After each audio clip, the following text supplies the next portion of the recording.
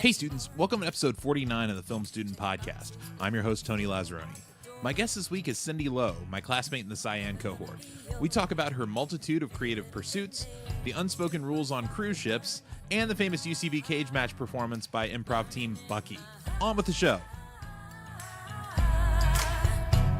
I come from Southern California, and I was a tour guide prior to this, and comedy has always been a big part of my life, and I know that there is a second city out there in Hollywood, but I just thought, coming out to Chicago, this is where it was born. Why not? And this program, I read all the classes and the curriculum, and it sounded like a plus to me. Yeah. Everything, filmmaking, learning about audio, lighting, everything. A lot of the technology, which you get here though, and it's, you learn about it, but you learn about it like out of necessity, not as part of the curriculum. Like we get like one class covering each of those topics, and that's pretty much it. And the rest of it's like hands-on learning. That is correct. Or watching somebody else do it that knows what they're doing. I felt like sink or swim kind of thing. They just kind of threw us into the deep end of the pool. I felt that. I don't have a filmmaking background. And but you do have a creative background. I do. What else? I'm a performer, musical theater background. I sing jazz. I'm a painter, watercolor portrait artist, and I'm a trained voiceover artist. And have you done some voiceover work? I have. Like what kind of stuff? I've done something for Robbie. Oh, really? Yeah, Robbie Martineau, for his Good Grief. Okay. His 6 short film. Yeah. Thing. You have a very metered voiceover delivery, because I remember your term one, the photo reel of all the Catalina Island photos and the history of it, and it does have a very, I can tell you were like a tour guide, like you've got that flow as far as like how the topics move from one to the next, and you had the fill-in jokes and things like that to drop in. Yeah, I did that for 6 years. That was fun. I came to a point though in my tour guiding career. I mean, I loved it and I did very well, and I'm very good at what I did. But I came to a point where I wasn't being more creative. Yeah. I hit a ceiling, if you will. And this is where I need some sort of outlet to move into. Well, yeah, I decided to go ahead, and I found out about this school through a scholarship that I was applying for 2 years straight, the Emerging Voices Scholarship through NBC Universal Studios. And so, which is coming up again here soon, yes, right? Yeah. Yes. And it's attached to the Bob Curry Fellowship. Yeah. And then I saw in the same website, Harold Ramis Film School, and I just thought, let me read this. Do I qualify? What is this all about? I decided to go ahead and throw my name in the hat and apply. Yeah. And I was accepted. Yeah. And you've said before, you're like, I don't know why. I don't know why. You shouldn't. You've got chops. Were you writing sketch stuff before coming here?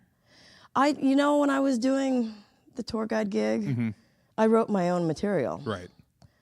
And I learned, I was like a stand-up, but I'm driving the Hummer, so I can't really look at my audience. Yeah. So it's still crowd work. It's it still, is. because that's the one thing I feel like I've never done stand-up, but I don't feel like it would be that bad of a transition for me. And any stand-ups that are listening to this are like, yeah, that's what he thinks. But like I did training in front of up to 80 people at a time, and cracking jokes and stuff like that in front of a group. Like it's crowd work. Yeah. You at least learn that side of it. So then when it's coming around to creating the material, it's like, I just got to write a couple jokes to have in my back pocket in case the crowd's not great. But yeah.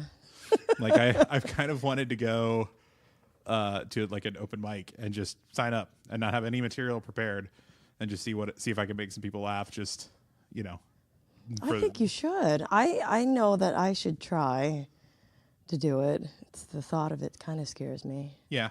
but that's everything worth doing is scary, you know. I agree. I agree. It's just like the improv classes. Yeah. You were oftentimes last one out in the improv classes. Yeah. for trying out stuff, but it was always great because then you always had a cheering section because we're like, Cindy, go Cindy, you can do it, go. I always thought that would be my forte. Yeah. Because I don't have a filmmaking background, and comedy's, like I said earlier, comedy is very important to me. Mm-hmm. I love making people laugh. It's very addictive. It's like drugs, and I live off that. Yeah. But the improv classes, it's just different from drama class and acting class and even musical theater. We were singing the stuff, but improv it's you know, jumping without a net. Like Yeah. it's that there's no material to fall back on. Everything you just mentioned, drama, music, Yeah. you know, sketch, all that stuff, you always have something to fall back on. And if the joke that you just said didn't work, you've got the next one to go to. Versus improv, it's like if what you just said didn't get a laugh, like there's no guarantee the next thing has a shot of getting a laugh. Like it can feel scary, but Yeah, I agree. but that's part of why you practice it. Like and I know improvisers that are veterans and still have crap shows Oh, from time to time. Have you heard of ASCAT out in New York? no. It's a specific show and format that they created, and it consists of they have a guest monologist that comes up and tells a story based on an audience prompt. So gets a word from the audience. That makes me think of this story, and they tell a personal life story. And then these improvisers are all on the back line listening to the story. They come out and they do a run of scenes based on that story. Depending on who the monologist is, if they're an improviser, sometimes they'll play in, but more often than not, they go like sit down or sit in the back or something like that Yeah. and watch the show. Then they do a break, and then the monologist comes back. They do another prompt with another story, and then they do another set based off that. But the ASCAT format, like the name came from a bad improv set with, like, it was Amy Poehler and Matt Smith, who's on Veep, and Horatio Sands, and like just a bunch of, you know, bigwig improvisers that came out of the New York scene. They just had a bad show one night where they wound up wandering around the stage going, ass cat. What? And somehow and they were like, this is hysterical. They all thought it was really funny that they just bombed so badly despite all being, you know, rock stars of the format. And they created a show based off that and took the name. So it's Ass Cat with 3 or 4 S's in it. Is that how they spell it? But That's interesting. That's where the name came from. It was just, like, it happens to the you know, the most veteran, and in that case they just leaned into it and created a show based off of it. It's interesting. I like to hear things like that. Yeah, it's like it happens. So, you know, Yeah. it is what it is. But so, what are your? So you mentioned comedy is a big influence for what? Who are your people? Who are your comedic influences? Well, I admire Bill Murray. I Yeah. one day want to meet him. Yeah, I mean, I've heard stories that he, you know, that he's difficult, but you know what? I still want to meet him and Yeah. talk to him. Steve Martin Short. I you know that Murray's difficult. It's difficult with certain workflows. Like if you work with him and work his style, I think it would probably be fine. Like we were getting it from McNaughton, and you know, who's got his own workflow, and it's if you don't follow in that, like. Well, that's true. That's true. But I mean, I read that he had a difficult relationship with Lucy Liu Oh yeah. from that Charlie Angels movie. Oh yeah. I I've heard some of that story too. I don't know what happened, but I still would like to talk to him. You Yeah. know, and get his insight, and yeah, it's just wonderful. You know, I was first exposed to Second City. I don't think I ever heard of Second City. I don't know why, Yeah. but I heard it when I worked on the cruise ship, Yeah. the Norwegian Cruise Lines on the Pride of America out there in Hawaii. Mm-hmm. And surprising enough, one of our professors, Jeff Griggs, was one of the performers Yeah. on board, and that's how I was exposed to Second City. They were so nice, And, I was a youth counselor, and we rotate on age groups. And when I become a teen counselor, I have them come in, and they actually taught some improv games to the teens. And that was very nice of them. They didn't have to do it. It was their day off or their night off. And they it do was that a lot, because when they go to DC, they'll go do, even though they have like a run at like Woolly Mammoth Theater in DC, they'll still come over and like after a Harold night on a Tuesday night at like 11 o'clock, they'll come do like a bonus set and just show up. Like I saw, what's the name of it with Frank Cayetti and I'm blanking on all the names. Something elephant, something rhinoceros. I can't remember, but it's ostrich something or other. It's something ostrich. Anyway, but it's ostrich cowboy. I think it's ostrich cowboy. It's a duo, and they were doing a run over at Woolly Mammoth, and they just came over and did like a set one night, and it was one of the funniest things I've ever seen. It was so great. And, and then I get here and I see Frank Hetty walking through the hall one day, and it's just like, oh, right. This thing that was like a once a year, once every 2 years thing in DC is regular every day here. You can see those people all over the place. Yeah. But it's great. They were super generous. They were really nice to come over and do that. Like it wasn't a paid gig or anything like that. Like it was just a chance to come perform one more time in front of more people. Yeah, it's good. Yeah. It's good. And, I was a youth counselor on board, and, I actually did a no-no. Normally the crew staff doesn't entertain befriend the entertainment. Yeah. And so I didn't know that. Is there a reason behind that, or is it just that's how it unspoken? Normally works? I guess there was a hierarchy. Yeah. They're above everything, I guess. This is how they felt. Yeah. And when I broke that rule, I befriended musicians, the magicians, the guest bands, the singers, and the comedians. Yeah. The stand-up and Second City. Yeah. And there's definitely a difference between stand-ups and improvisers. Oh, my goodness. Stand-ups, it's all about picking at people. They're merciless. It was very interesting. They did not get along. Yeah. No, that doesn't surprise me. I've seen. They didn't get along, and I asked them why, because so separately they said that they're better, and the stand-up would say no, they're better. Improv. And I know enough people that do both that are like, yeah, they both have valid points. Like there are things that you have to be better at for stand-up. Like you got to be better at writing for stand-up. You could be a terrible writer and be a great improviser. But vice versa, you could be a great stand-up and have a great written material, but if you can't, work on your feet and roll the punches, like. Oh, you're correct. But I think that stand-ups could do. Oh yeah. The improv, because they have hecklers out there. I watch some of these stand-ups and how they kind of respond to these hecklers, and then they come back with a really funny response, and it's very impromptu. Yeah. So it's spur of the moment. Spur of the moment. And it's fantastic. They do think on their own, and they just don't see it. Yeah. That they are improvising as well. Mm-hmm. It's just interesting. Just give them a framework to work with or something. I think so. Yeah. They have to get together though sometimes on the cruise ship. Yeah. Because sometimes they need judges or something. They have activities involving the passengers and cruise staff, and I was kind of wrangled into dancing with the America Stars. Mm-hmm. And what that is, you have a crew member and you pair them up with a passenger and you're dancing with them. Yeah. And then at the end, when the music stops, then the panel of judges, which is probably Second City judges, Jeff Griggs was up there, and Bill Hildebrandt to stand up. Yeah. And maybe the cruise director was up there.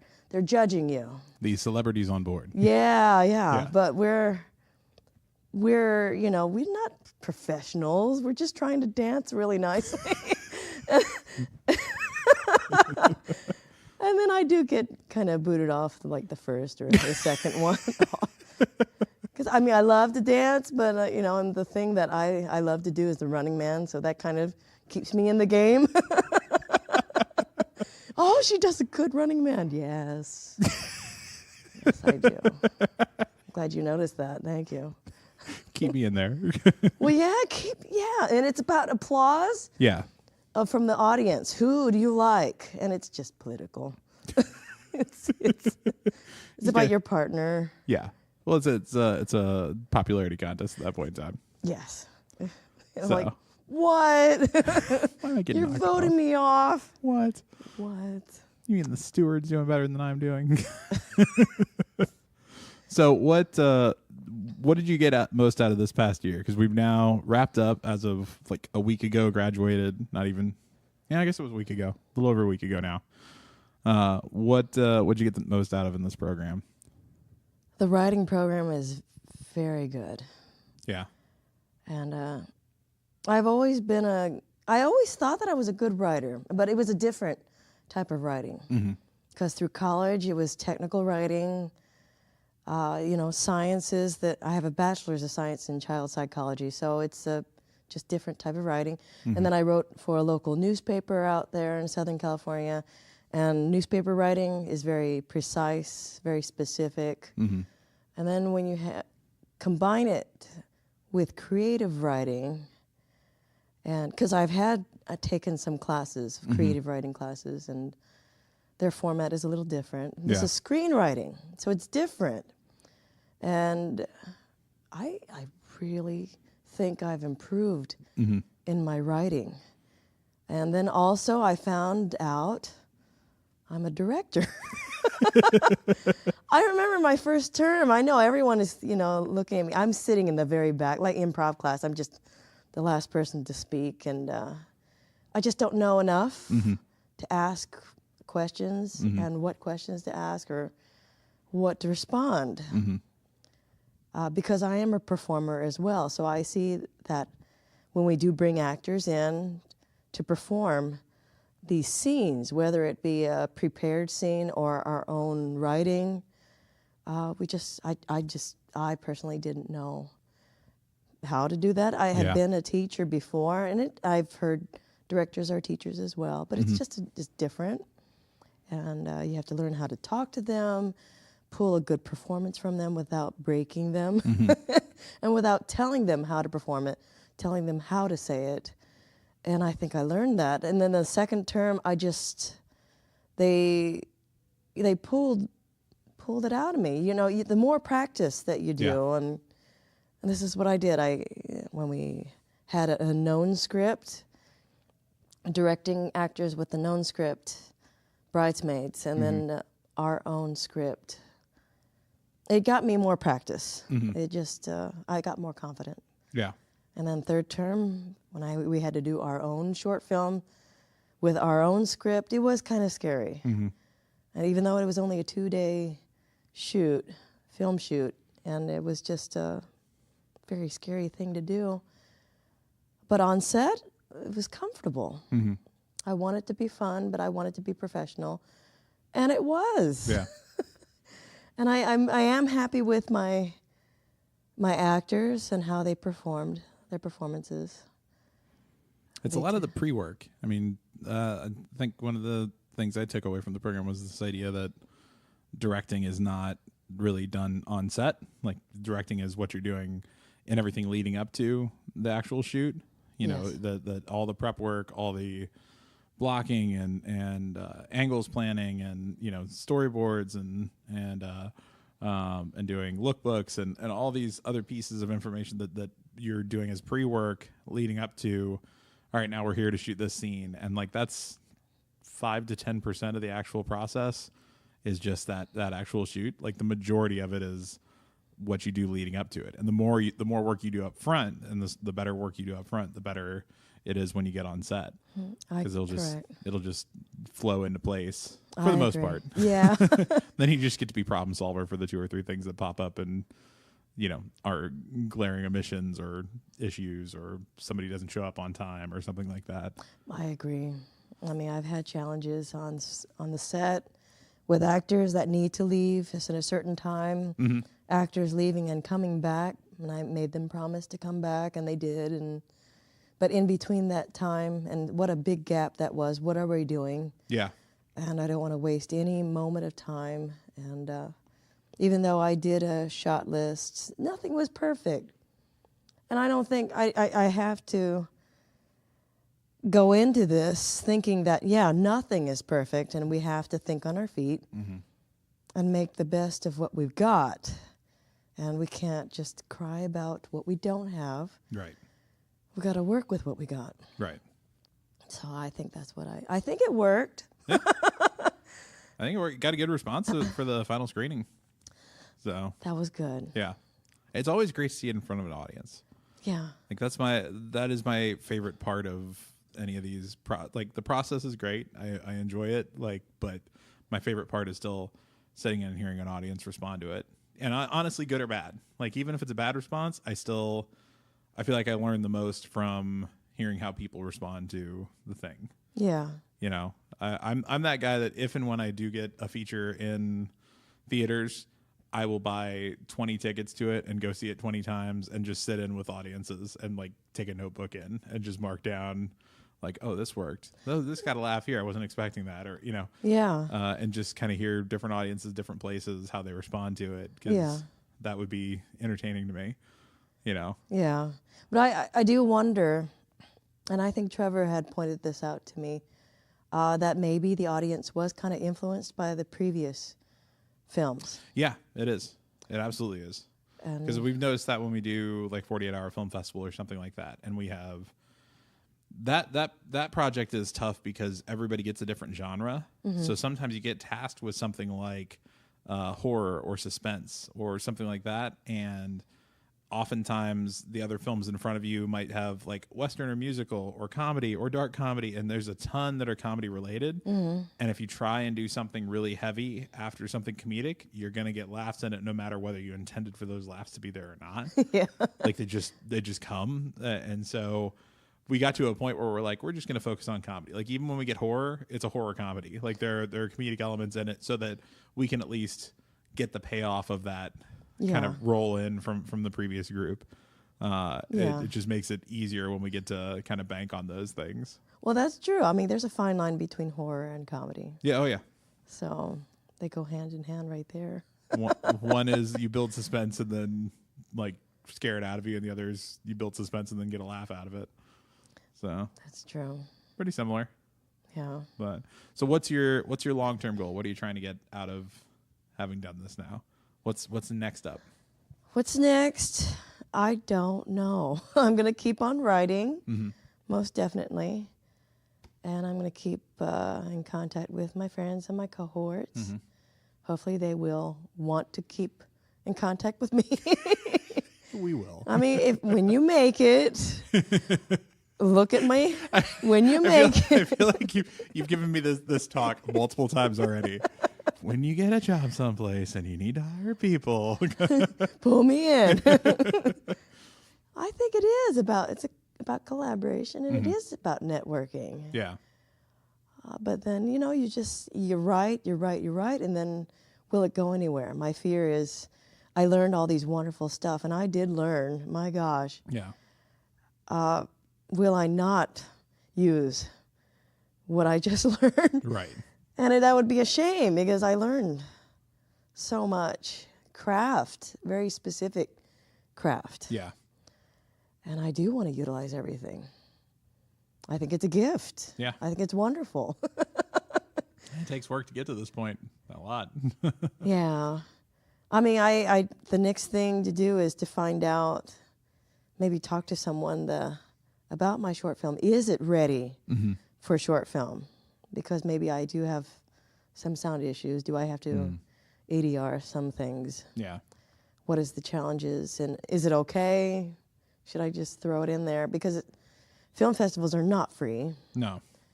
I mean, it's $50 or $60. I mean, that's per film festival, depending on how big it is. And when you submit and all that, yeah. Well, yeah, and if it's not good enough and they're not going to accept it because of these sound issues, I'm just throwing away money. I'm burning the money for nothing. Right. That I could use to make another film. I'm not quite sure. I mean, I have no idea where my life is going, Tony. It's scary. Yeah. I am scared. And you got to get a little excited for it too, because it could take whatever turn you turn. You know, the next corner could be the right one. Yeah, that's true.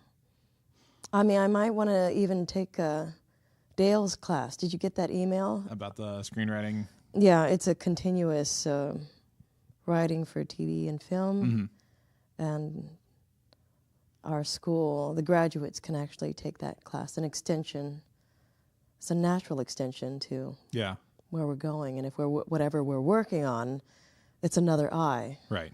It's Dale eyes, and plus the other classmates, whoever they are. They might have a fresh new eye about things. Yeah. They might have a lot of experience. They might not have any experience. It's just a hodgepodge kind of thing. But I'm kind of serious about taking that. Yeah. That class. I might take more improv classes. When you said you were going to go for the fellowship again too, right? The Bob Curry Fellowship. Yeah. I might. I mean, it's coming up. The application is January 2nd. Okay. I have to about prepare my headshot left. Yeah. And my resume. Yep. And I mean, I think it's there. I have to really look at what they want. Because I don't think I'm ready. I don't know. It's coming up. But it would be a natural extension if I do get accepted. And it'd be wonderful. That's the performance side to go along with. Like, now you've had the behind the camera piece, and then it would be the other half. You're correct. Of the story. And they picked 16 Yeah. fellows. And it is a concentration of writing, comedy writing. It's not just performing. And then, I mean, I went to the workshop, and it was fun. Yeah. It was good. They prepared us for certain games that they would play, like Bus Stop and Hell Yeah and and Baloney. I think it's almost like bullshit. Yeah. Alert. But they're just okay. That was telling lies or versus telling the truth. I think it's kind of like that. Yeah. I mean, it's just you have to make choices. In the sometimes and solemn. Well, sometimes my head kind of freezes, and I just look kind of blank, and I feel like I look like an idiot. But sometimes a scene needs that breather. Yeah. The one thing I got from back in DC that I still love for improv is that everybody loves a loser. So if you're the one who's quote unquote losing in the scene, like, not that you're doing the scene badly, but like your character is the one that's kind of getting kicked around, or is the one that's confused, or the dumb one on stage. Like, everybody loves that character because that's the one that always gets the laugh. Yeah. And so it's weird to watch a show where everybody's trying to be that character. Yeah. It's like if you can fall into that role in something, like you can sell it a lot more. And so sometimes it's easy to take any nerves or any like concern or that feeling that you have, like you feel if it's lost or you don't know what to say next or something like that. Sometimes if you lean into that, like you'll find you'll find the empathetic kind of either dumb character or confused character or something like that the audience will end up loving. Yeah. Because have you seen that the famous Bucky performance on online? There's a show. So this troupe called Bucky up in New York, and they did a show where they one guy comes out and he just is immediately apologizing to this other person and just saying sorry and they establish that it's a military thing. He's like a military private, and the other person's a high-ranking officer or somebody with the government. And he eventually pulls up a chair and sits him down.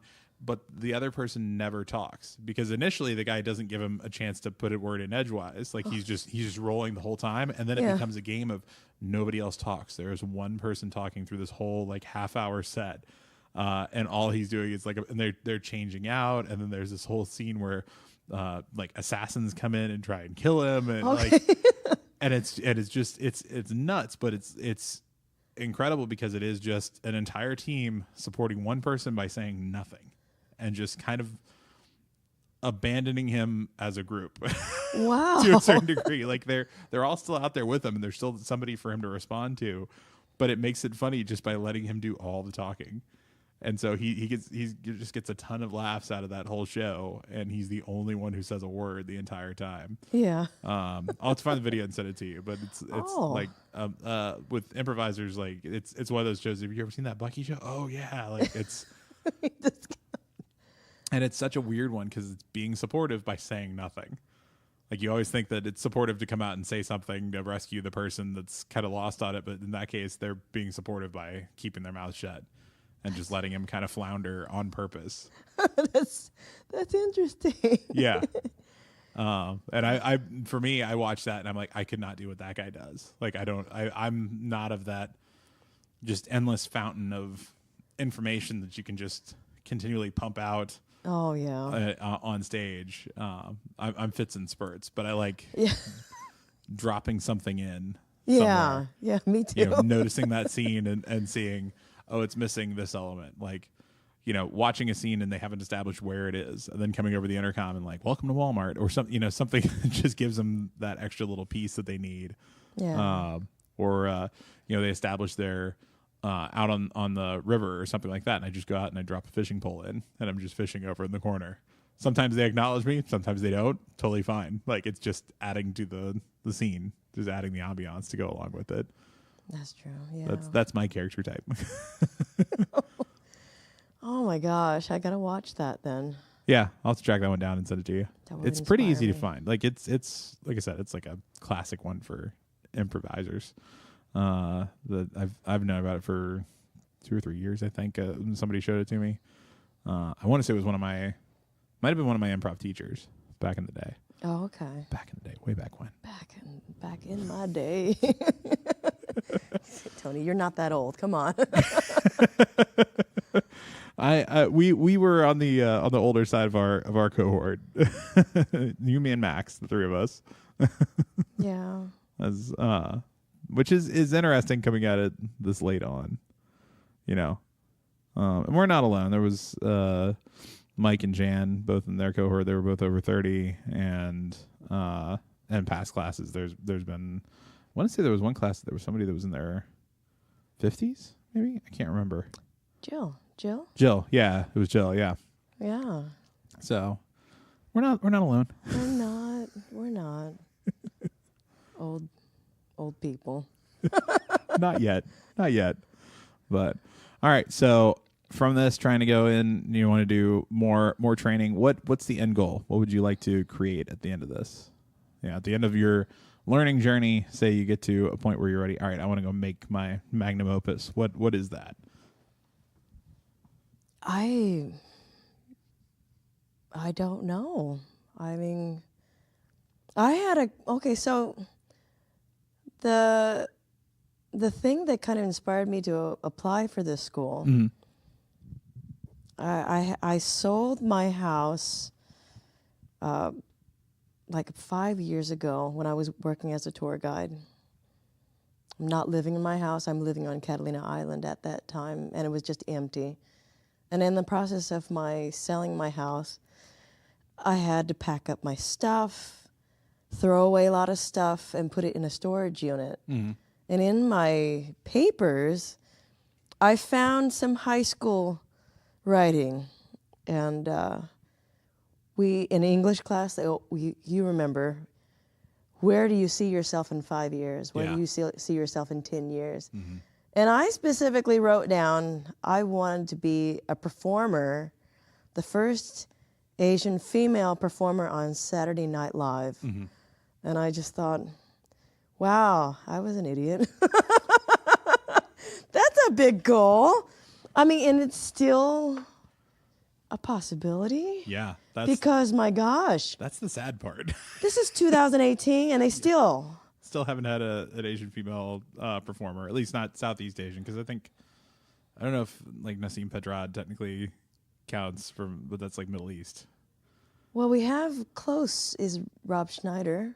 Yeah. Hawaiian? Is he? Maybe? I don't know. Pacific. He plays Hawaiian in 50 First Dates.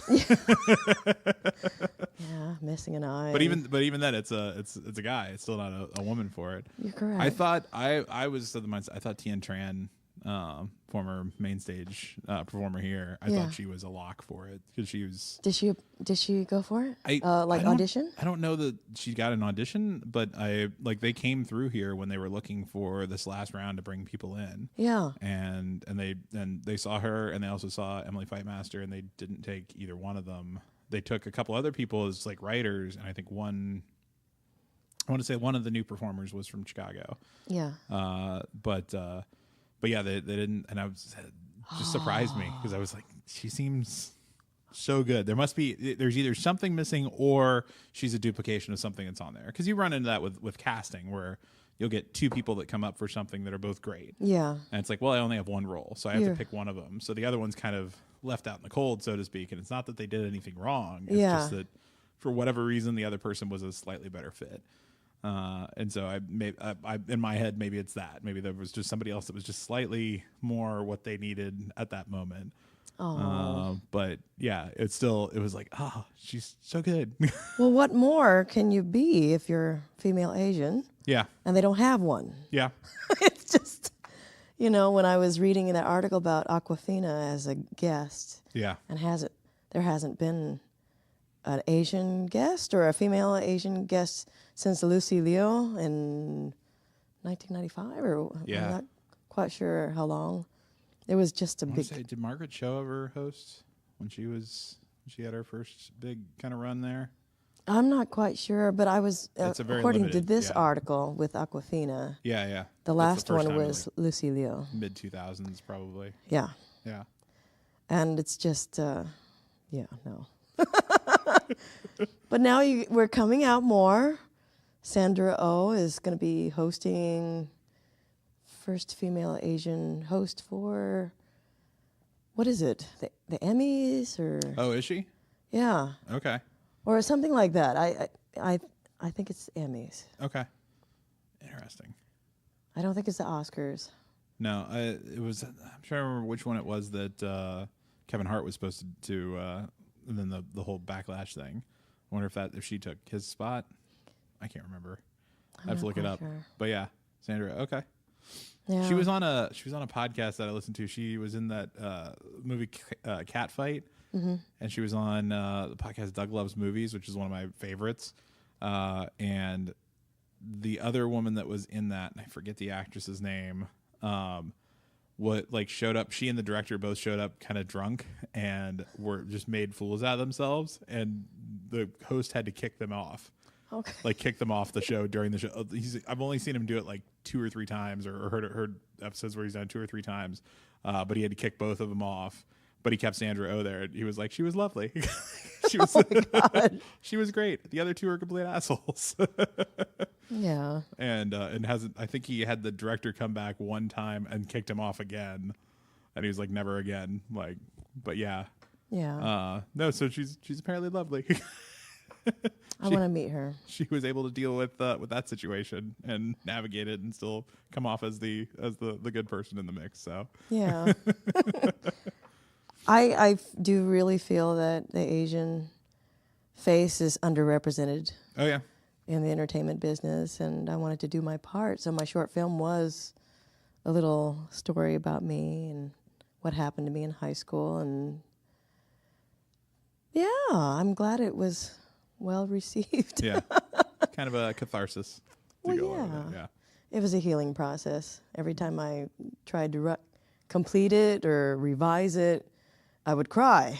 It was just not it's a messy process that I went through, and I can see why most writers are alcoholics and, you know, To deal with it, yeah. to deal with and numb your feelings. And Yeah. then, but I'm not an alcoholic. Yeah. I'm not a drinker. I have the Asian glow all the time. So you look healthy. No, it's just red. Tomato. Just a little tomato red face every look. once in a while. Yeah. I don't feel good when I drink. I don't. I do envy my white cohorts that can drink heavy. I try not to. No, I'm not talking about you, Tony. No, but I try not to for the same reason. Like, it's not that I feel bad while I'm doing it. It's the next day and the next like 3 or 4 days, like afterwards, where it's like, oh, like graduation week not last week, but the week before. Yeah. There was a lot of drinking, and it was, oh, this week was a recovery week. Yeah. Not only from classes, but from the partying, from the class, from finishing everything. Well, it's a social thing. Yeah. And you feel pressured to drink because you're with friends and they're drinking, and you're like, come on, join, you'll have fun. Well, in wrapping up here, if people want to try and track you down on social media and see what stuff you're working on, see if you do end up making it for Bob Curry or whatever the next step may be, where can they find you? Okay, so I'm in Facebook as Cindy Lowe, CindyLowe. I'm not going to accept strangers as for Instagram friends. or anything like that. Instagram, you can find me at Happy Sea Monkey. C, just the letter C, right? The letter C, Yeah. not SEA, the Happy letter C Monkey. And then you can find me on LinkedIn. Yeah, because Yeah. they had us build that as part of the program. Build out the LinkedIn page. Yeah, and with my same name, Cindy Lowe. And I have a Twitter account, but I'm not on it. Yeah, I'm the same way. My Twitter account just duplicates what my Instagram posts. I don't even Just know. lazy. I don't even know if I have. I mean, I think I still have Twitter because I still have my email. Yeah. It says I have They notifications. don't delete it. It just goes unused. Well, cool. Well, hey, I appreciate you coming on. Thank you, Tony, for having me. It was fun. I appreciate it. And that was Cindy Lowe. Thank you to Cindy and to the Harold Ramis Film School and the Second City staff for their help. The song on this week's episode was My Heart by Brave Like Us. Get their newest album, Odyssey, on iTunes now. This show is recorded and edited by me, Tony Lazzeroni. If you want to hear more from me and my classmates, teachers, and a few special guests, make sure to subscribe to the podcast. If you have questions or comments, send us an email at filmstudentpod@gmail.com or find us on Twitter and Instagram at filmstudentpod. And be sure to check out some of my and my classmates' work at filmstudentpod.com, where you can also find links to all of our past episodes. See you all next week. Class dismissed.